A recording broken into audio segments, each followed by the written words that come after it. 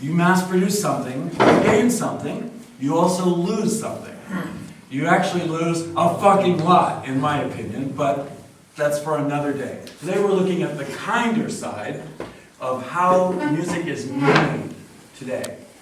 The musicians, pop music, of course, dominates. I don't even know what the percentage is, but I do know this. There's a little bit of statistics that are probably still roughly true. They're probably worse today. But I think there are 4 companies that own 87% of the music business in the world.